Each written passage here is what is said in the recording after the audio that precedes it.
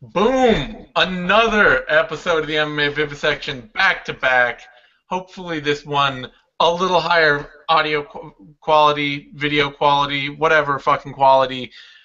Hangouts has been a son of a bitch today, and I am sick of dealing with this thing. So I have no patience left. I'm joined by Eddie Mercado and Victor Rodriguez. We are here to talk about Bellator 160, Henderson versus Pitbull, not Arlovsky, not Patricky, not Thiago Alves, but Patricio Freire, that Pitbull, and what is otherwise actually a pretty quality new breed Bellator card. Like, finally kind of getting the separation of the old Bellator and the new Bellator and the new guys that they've been bringing in and bringing up since Coker took over. And this feels like a card that's leaning really heavily on a lot of their new talent. Yeah, I'm excited for it. I think it's going to be a lot of action fights and a lot of, like you said, the new breed of Bellator. I kind of like that. The up-and-comers. Redemption match for Bubba Jenkins, which I'm excited for. I would like to see, just how improved he is since their first bout, and like to see what AJ McKee is all about. He's been on a crazy tear, and new guy Joey Davis. I want to see what he's about, what the hype is. And, how well is he going to transition from college wrestling into MMA? I think it's a decent card. What are your thoughts, Vic? I'm really just disappointed that this one's kind of going under the radar too. Like a lot of these Bellator cards that just have a lot of. It on paper it's really thick with substance, and it's really one of those cards that's structured in a manner that it's set to deliver on, again, if not maybe the most action-packed matchups, at least some that have a great degree of divisional relevance and some that are you can expect to be tactical battles that are still fun to watch. So, that's kind of what's going on here, and I kind of feel that as usual with Bellator is getting drowned out. And you would have thought that when Coker took over, maybe you'd see less of that, but it doesn't seem to be the case. But what can you do? Yeah, I gotta say, I don't think Bellator, the raising of Bellator's profile. I think what we're really seeing is kind of more of a resetting of Bellator's profile to something kind of, unfortunately, more maybe representing the reality of their situation financially. Like before, they were kind of putting a lot, it was sort of like, well, we've got all these tournaments going and we're overlooking things because it's a tournament and we don't care about tournament MMA or whatever. But now I think it's much more like, well, we're putting on cards and we're putting on cards with the best talent we have, and it's just that the talent that we can go out and get aren't people notable enough that a lot of fans are going to pay attention to. And obviously they're getting some big stars that are going to get people paying attention. Some Ben Hendersons and some Roy McDonald's, but we're also going to see how heavily is the UFC betting that those guys aren't going to get that many people to pay attention? How many people does Ben Henderson really bring to your product? How many people will Roy McDonald really bring? And that's what Bellator is going to have to end up finding out. Like, if a card with Ben Henderson's being overshadowed by Maya Condit, how many people does Ben Henderson really bring to your audience? Or not even that. I mean, the fact that they're not really even going head-to-head because they're not fighting on the same night. So that kind of makes things even worse, and to a degree, because now you don't at least have you don't have the alibi saying, well, we went up against the UFC. They're de facto the leader, largest product. Of course, brand recognition plays a factor. They can't even hide behind that. So now it's a matter of like whether or not they rise or fall based on their own merit. I will also say though that a lot of this too, the reason this may be getting overshadowed is just that, frankly, this UFC card this week's overshadowed too. Like, all I'm thinking about is Condit versus McGregor too. That's it. Like, I don't care about Maya versus, or not Condit versus McGregor, but of Diaz versus McGregor too. I don't care about Maya and Condit. Like, I don't. It's cool. It's fun. But all I'm thinking is UFC 202. Everything else is just kind of a wash. UFC 202 was ridiculous. It was. It was an amazing fight card. It was awesome, and like I still want hear all the fallout. I still want to know what's going to happen with Diaz, and I still want to know, what's McGregor's next fight going to be? Mike Perry and his corner being all racist, like all sorts of shit going on. Like I'm just the more we talk about everything that had to do with that event that wasn't that Rumble Johnson fight, I'm okay with, because watching Glover do that old man fall, that was not good. Yeah. That was just not good at all. That just made me sad. So anyway, we've got this Bellator card in front of us. It's a solid one. Honestly, it's a lot more, like I say, it's kind of new Bellator. It's a look at the guys that they have been building over the past couple years and are trying to now push into more main card slots, into bigger, this is who our promotion's about now. And there's not a lot on the undercard to talk about other than Joey Davis that I can see. Oh, and Shinzo Machida. Yeah.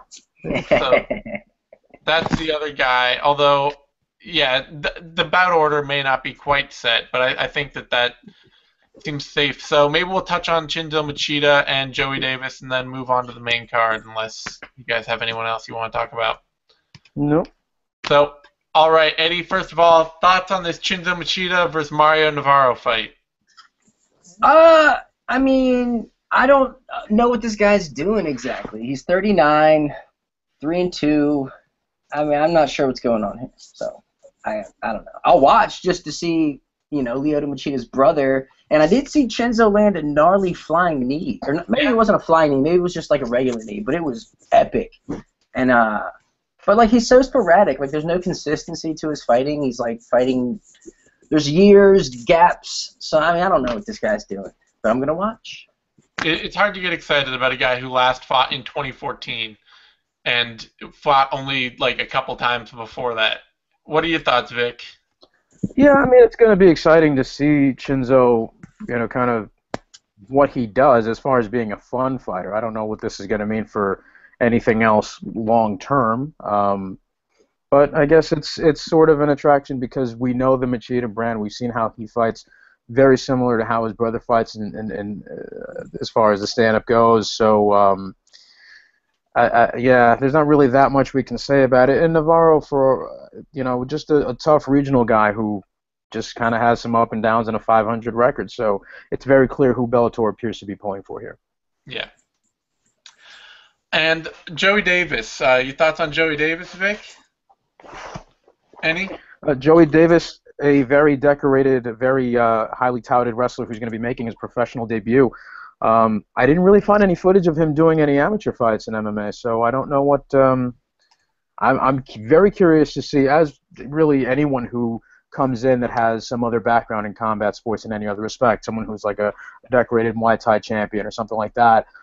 Whenever it's a high-level wrestler like this, it's always worth watching to see how that person's wrestling translates to MMA and sort of where the game is, where the any sort of disparity, and whether this person sort of gets the change that is going to be taking place. So it's worth checking out here. Yeah, well, I mean, Bellator has created this whole brand. Part of their new brand is any wrestler that wants to try out MMA, any high-level wrestler, like they can go to Bellator. Bellator is happy to start their career for them, and they're betting. They're looking for. They're making bets that one of these guys that they pull this way is going to be a huge star for them. Darian Caldwell has. Maybe that guy came close. He got subbed his last fight, but they're looking for those dudes that they can get out from nowhere who have starting out for no money, who have a big combat sports background in wrestling and looking to make a splash. So and Caldwell, I'm sorry to interrupt, but Caldwell still has room to grow too. So they didn't lose much with that, and they still have Aaron Pico waiting in the wings. They still got Ed Ruth coming along. So. Time will tell how this gamble pays off for them. Yeah. So now we'll get to the fights we actually have odds for, the main card bouts. And the first of those is AJ McKee versus Cody Walker. What are your thoughts on this, Eddie? I'm excited to see AJ McKee. I mean, he's been phenomenal thus far. 4 fights, 4 finishes, all in the first round. He is untested, so there still remains a lot to be seen. He was supposed to fight Henry Corrales. Corrales is out with an injury, I think. So I was a little surprised to see that matchup initially. I was like, you go from slow playing AJ McKee to throwing him in there with Henry Corrales. I thought that might be a little bit too soon for him. But I was excited to see it. But now he's fighting Cody Walker, who's kind of like a tall, lanky guy who's got pretty decent straight punches, stands a little tall, chin a little exposed. I've seen him get wrecked by Steve Garcia. I mean, absolutely got his clock cleaned in under a minute, I think.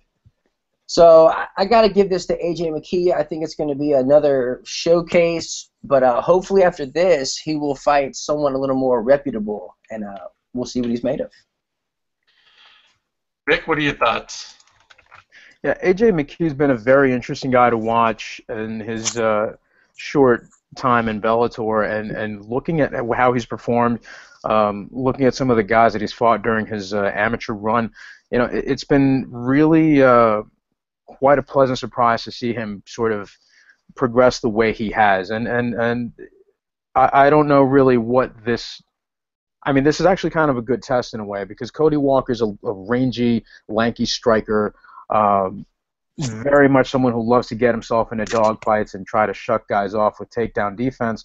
Well, I don't know. I mean, McKee's probably not going to want to stand with him too much. I don't know how he's going to close the distance necessarily with that. Not sure he's going to do that with his wrestling either. I guess the key to his path to victory is probably going to have to be just relentless pressure and just a dogged pursuit of trying to push the guy against the cage and work from there. I mean, McKee's he's a joy to watch, though. I mean, the kid's a fire plug. He's always actively hunting for submissions. He's always trying to get to a better spot, and he's he's going to be something to watch, man. I mean, they're bringing him along what I think to be at a proper pace, and Cody Walker seems like a very good stiff test for the guy. He's definitely not a slouch. He did have that really bad loss to Garcia, which again had more to do with his propensity to get into these crazy brawls and leaving his chin out in the air. But I don't think we're going to be seeing too much of that necessarily. We might be seeing much more of a ground battle between these two, and if that's the case, I think AJ McKee has definitely the better odds to take this. Odds on this fight, McKee is a big favorite, minus 550 to minus 624, or 625. Oh, 650 even. And whatever. Cody Walker, the underdog, plus 501 down to plus 375. Numbers jumping out at me here, so yeah, it looks like, especially from the betting public, McKee's the guy with all the hype behind him, and people seem pretty sure that he's going to take this one. And that brings us to the next main card fight. Bubba Jenkins, Georgi Karakhanyan rematch. I should kick it over to Eddie because it's his boy, but he started out last time, so Vic, talk to me. Tell me how Bubba Jenkins is going to fail again. Throw it in Eddie's face. And then I'll throw in some great references about how Batman is the ultimate and the absolute greatest. We'll do that too. Yeah, man, this is a great. I mean, I'm looking forward to this one more than I am the original, and I was pretty hyped about that one too, because that was it proved itself to be a pretty good fight. Very, very, very good athletes, both of them. Very good fighters. Bubba Jenkins, certainly the more well-rounded athlete and the more dynamic of the two. Certainly seems to be stronger and faster, whereas Karakhanyan seems to have more durability and certainly far more polished striking. Definitely a really, really slick submission game. We saw how it ended last time. I'm fairly certain that Jenkins is not going to get submitted the same way again.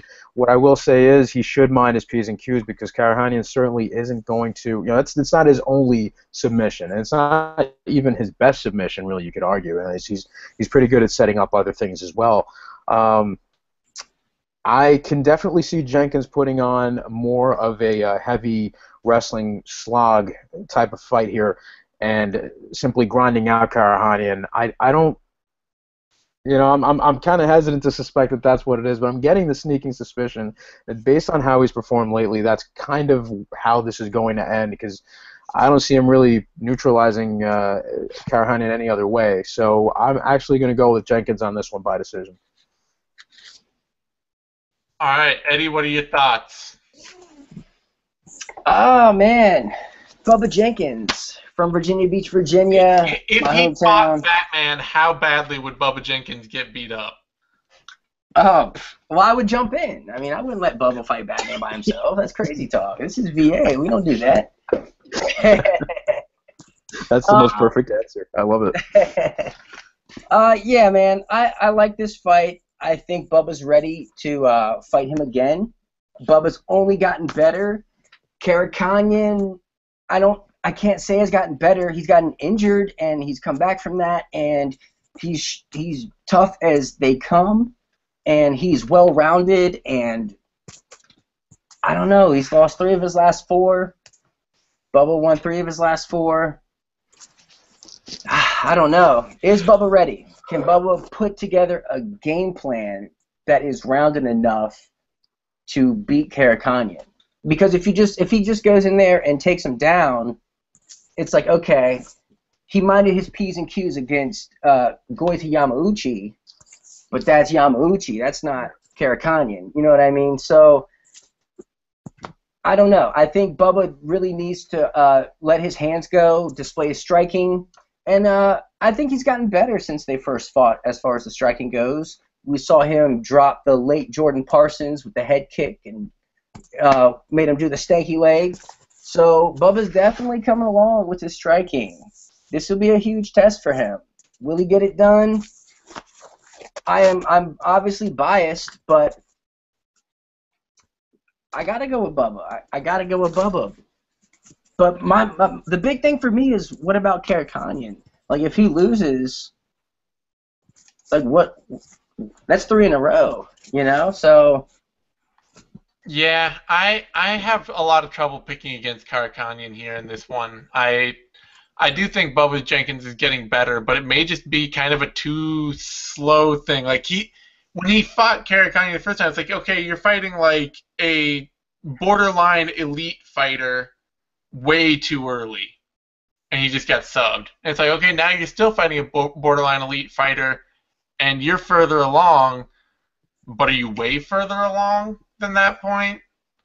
it's Like, only been a year and a half. yeah, it's not been that long, and you're gonna, like, I can't imagine Bubba Jenkins just out kickboxing Karakanyan purely.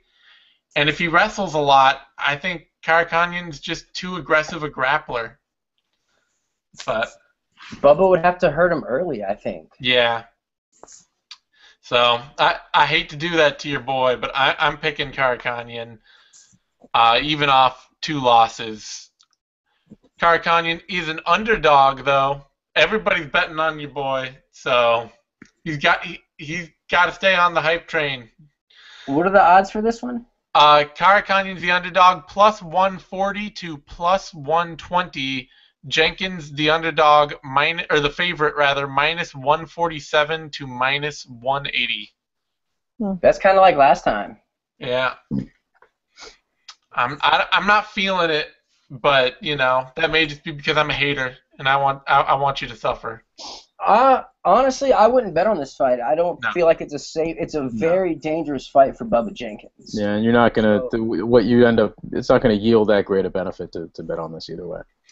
Yeah, and the thing is, you can't even bet a prop bet because there's a good chance it'll go to a decision, but there's a good chance it might not.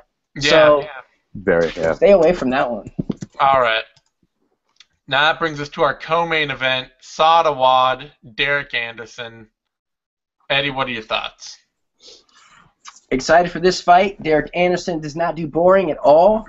He's going to come forward, and that's just his MO. And then you have Saad Awad, who's more of a tactician, more of a crafty guy. He relies more on his opponent's inputs, processes them, and then tries to find his path of attack. Whereas, Anderson's just coming forward with 1s and 2s, a couple hooks, and it's going to get ugly. And I like fights like that where it's a real clash of almost personalities, really. And I'm excited. I think it's an excellent test for Derek Anderson. His record is absolutely phenomenal. He's beat Patricky Pitbull twice, which is amazing. he did rather well with Marcin Held before getting submitted. I mean, I like the dude. He's tough as nails, and he's just aggressive, tall for the division.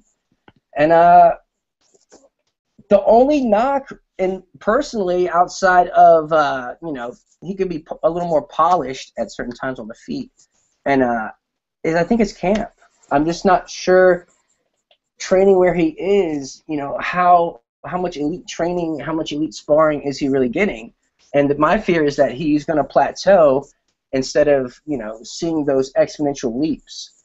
And I mean, you can only fight with the same style for so long before people start to figure it out. And Saad Awad is no dummy. So I feel like, for someone who makes mistakes that Derek Anderson does, I feel like that gives too many openings for Saad Awad for him to not capitalize on one of them. So I'm going to go with Saad Awad on this one. I think he will be able to find certain openings, and I can see him getting an early submission. All right, Vic, what are your thoughts? First off, big ups to Eddie for making Saad Awad sound like one of them robot ninjas from Mortal fucking Kombat. That was actually kind of fun. But yeah, man, listen, Derek Anderson's a guy that we've seen, and I think we can pretty much, or we probably have agreed to this before, where he's one of those guys who probably should not have succeeded to the point that he has, yet still has. And, I mean, that's a great thing. I'm not knocking the guy or his talent or anything like that, but usually, and it keeps getting brought up, but, when you come up through that Explode or Gladiator system, everything is suspect. But, big ups to him, man. I mean, he's come in, he's proven himself. He's gone in there and he's fought some really tough, very, very legitimate competition, some very tough contenders, and he's come out on top, and you have to respect that, and I'm really glad that he's been able to push through. So, as far as that, I guess we could pretty much say he shed that label. Now, moving on to this particular fight, it's going to be interesting to see how he does, because Saad Awad, again, another guy who's a better athlete and seems to be a better all-around MMA fighter. His grappling seems, at least his submission grappling seems a lot craftier. His striking seems a little more, he's got more clever setups and better movement as far as his offense is concerned. I wonder, though, if his defensive lapses are going to be something that Anderson can exploit, because he has become a very smart fighter. He sets up his body kicks. He knows when to set up his 1-2 and start to chip away at his opponent with low kicks as well. I'm going to go with Saad Awad on this by virtue of being the more complete fighter, having more ways to finish his opponent. I worry about his cardio, though. I think Anderson probably would be able to go through a longer fight and still stay fresh. I'm not so sure that Awad's going to be able to keep up the pace in the later rounds, but I am actually going to think here that, if anything, Awad should probably be able to use his striking to implement his ground game and start working him from there, probably finish him somewhere in the second round or so. Yeah, Saad Awad's actually... things that... Oh, sorry, what were you going to say? I was just going to say Saad Awad's actually dropping back down to lightweight from 170, where he went up to fight Cyborg. Yeah, it's true. I did ask him about that, and he's apparently just... The 170 thing is going to be a big... he has to be getting good, big opponents to take those fights. But, yeah, I think the thing with me for Anderson is that I think he's one of those fighters that... If the longer his career goes, he's either going to have to make big jumps or he's going to start failing really quickly and badly, sort of in a like Cathal Pendred kind of mold, or maybe even like Steven Seiler, where these dudes like him, they come up, they're big, they're tough, they're really hard to put away. They're really aggressive, usually. They're very pressuring fighters. And for a lot of fighters, they just don't expect that. They don't see that guy coming. They're like, oh, whatever, it's just another opponent. I don't have to take this guy seriously. And suddenly it's like, whoa, this dude's huge and he's tough and he's coming after me and I wasn't ready at all. And then opponents start to get ready. They start to figure it out. They've seen the guy fight enough that people start to train to fight them. And I think that's going to happen to Anderson at some point. We've already seen him lose a couple of times. I don't know if it's going to be Saad Awad, though. I mean, I want to think so because I think Awad's a better technical fighter. But Anderson is just like I don't. If you're in Bellator, I don't know why you'd ever want to fight Derek Anderson. Like there's no name value there at all, and he's just this huge, sloppy, aggressive dude who's gonna make you look bad, even if you beat him. That's true. He's Bellator's James Vick. Exactly. Nobody wants to fight that. That same kind of thing, and James Vick ended up hitting that wall hard when he got to it. But for a lot of dudes, a lot of even good fighters, James Vick ended up being a major stumbling block because they weren't ready for somebody that's going to come out and pressure them and is big and tough. I kind of feel like I have to pick Anderson in that. I don't want to, but I'm going to pick him here. I don't know that, as much as I like Awad and he seems like a good dude, I just don't know that he's the dude to regularly fight off that kind of opponent. Well, if it makes you feel any better, just pick Anderson and just say that you're doing it despite me because it works. I mean, it checks out. This is true. That is a good reason that I make many of the moves I make in life are purely out of spite for you. That's right. Go Woodley. Oh God, I can't do that. But anyway, at this point, Derek Anderson is the favorite. In fact, minus 142 to minus 160 or 175. Saad Awad, the underdog, plus 135 to plus 125. That makes sense. It makes perfect sense. 13-2. He's a tough dude. That brings us to the co-main event, or to the main event now. That's the co-main. Main event, Benson Henderson versus Patricio Freire. This is kind of Bellator creating that elite class that they like to bounce around off each other in whatever machinations they can make. And Vic, what do you think? Where do you see this fight going? Well, it's interesting because you look at how Henderson made his Bellator debut, a somewhat ill-advised move at welterweight, taking on a much bigger fighter that really made him look pretty bad. And I mean, I can understand why Henderson wanted to continue to fight at welterweight. It worked out pretty well for the end of his UFC run. So I guess he figured, look, I don't have to cut as much weight. I can simply come in and make a big splash and fight for a title. Didn't really work out that way, but now that he's going back down in weight, he's still going to be taking on a very, very tough opponent, and this is going to be something that plays better into his particular style.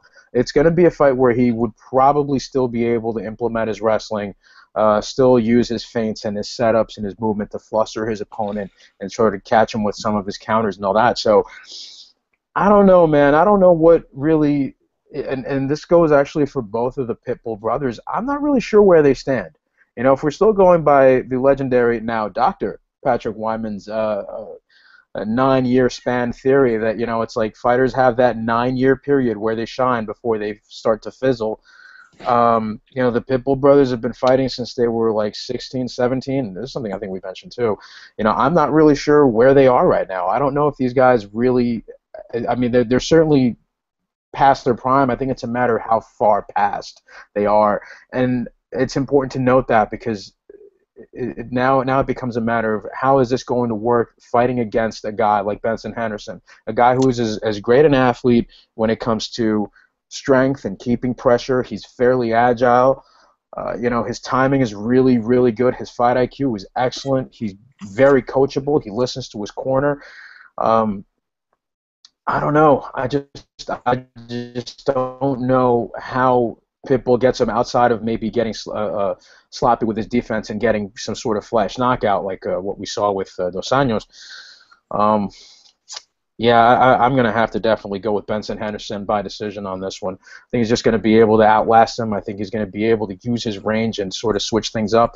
And I don't think that Pitbull's going to be able to keep up with that pace. So I'm going to have to go with Benson here. All right, Eddie, what's your thoughts? Very interesting matchup.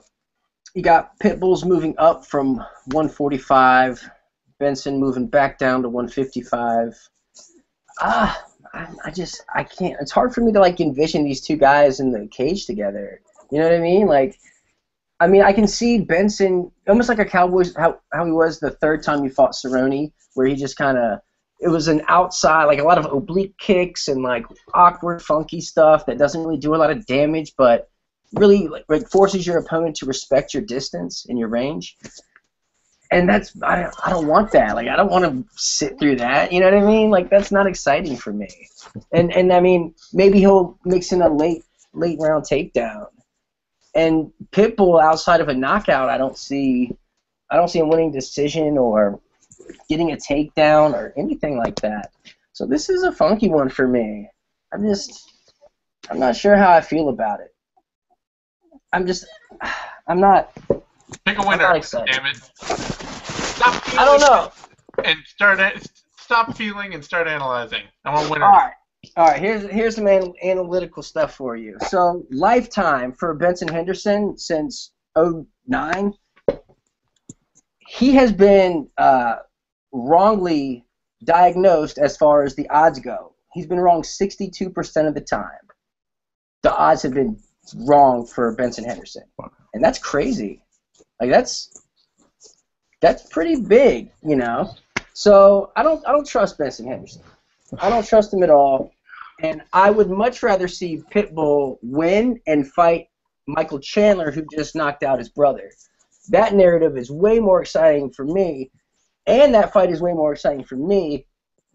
So I'm pulling for Pitbull in this. Do I think he'll get it done? I'm going to pick him. I'll pick him. I'm picking Pitbull. I'm sorry. Can I just make one quick observation here? This thing about the odds, it's not really. You have to remember it's based on betting behavior. I mean, the odds are set based on what kind of action the bookies are seeing. You know, it's not a matter. No. These are opening odds. These are before any money's laid down. These are opening odds. All right. Well, I can't help you there then. All right. Zane started talking. There we go. I think that it's I don't know Henderson. The problem with Henderson too, the reason that often his fights end up being so funky to predict, is that he has a habit of he's a round winner who's not always necessarily a fight winner. So a lot of people they see him winning, you know, it's hard to judge. It's like, well, I know Henderson can take rounds, but he's like, there are a lot of close split decisions he's had that people are like, he did not win that fight. And that I think kind of, you know, it reflects back in the odds where it ends up being really hard to predict. Like, well, do I think this guy's going to win? I didn't think he won last time, but he won, you know, but he got the judge's decision. So to that note, like I think that's kind of some of the problem with trying to pin him down to odds, and at the same time, I think he's just much more likely to win rounds and win this fight. Like I don't see. It is 3 rounds. What? It is 3 rounds. Yeah. Yeah. I don't see Pitbull doing enough for me to be like, nah, he'll steal this out from Henderson. Henderson's such a good round winner that you really have to like dominate him to take a fight. Yeah, I mean, it's not like Benson's not trying to finish fights. I mean, and I know a lot of people are very, very critical of him for stuff like that and accuse him of that. But it's really more the fact that when it comes to just the sporting aspect of MMA, his style is really, really good at impressing judges because he does just enough to get them to go, okay, well, I mean, he did more. He was more active. You know, he pushed the pace and he landed a few more shots. You know, so he no-sells a lot of shit too. He makes people believe that nothing that has happened in the round has fazed him. Yeah, he's really good at that, and there's just degrees of. I think actually someone wrote a post about bullshit. I don't remember if it was Jack Slack. It was exactly that. It was, you know, look, and some of these bullshit games are quite admirable, but you know, it's just what it is, man. I believe Connor wrote that, I think, a while ago. But anyway, I hope it was him. because that was good. Yeah. On that note, the odds on this, Henderson is the favorite, -217 to -235. Pitbull at +201 to +160, which I think is fine and right, and I don't know. To me, that represents a reasonable reflection of their careers to date. Even though Pitbull's only lost 3 times, which I keep forgetting. Like, it feels like he's lost more than that. It's because of Patricky. Like they fight alternating weekends, so it's like there's always a Pitbull fighting, you know? It's true. That's And so I think it's also just that, like, he's had so many fights where he's looked bad and then still won. Yeah. Like, you know, the Daniel Strauss fight, or White Daniel Weichel, I even think, and like maybe I think one of the Curran fights too, where it's just like, you don't look good in this fight, but then he'll just like pull something out of his pocket and get a big win. So I hope he wins though. I hope he gets a first round knockout. I really do. I want to see him fight Chandler. I like Bendo, so I kind of don't want to see him lose again, but I do feel you. All right. I think that pretty much covers us for this card. So on that note, you can find me on Twitter at TheZaneTime. You can find Eddie on Twitter at TheEddieMercati. You can find Vic on Twitter at VicMRodriguez. You can find all 3 of us over at BloodyElbow.com. If you're watching this over on YouTube, which you have to be because it's on YouTube, give it a like. That's a thumbs up. It's down below. It's a big help for us. Subscribe to MMANation.com. That's DOTCOS. Or DOTCOM rather. That's our YouTube channel. And that's where you find all the rest of our Bloody Elbow videos, shows, analysis, all that good stuff. We'll be coming back at you with the 6th round for this card and the Knuckle Up. And then next week, jumping right into the prep for UFC Hamburg, Arlovsky versus Barnett with Care Don't Cares, If I Did It, Vivisections, all that good stuff. So thanks everyone for tuning in. We'll see you next time.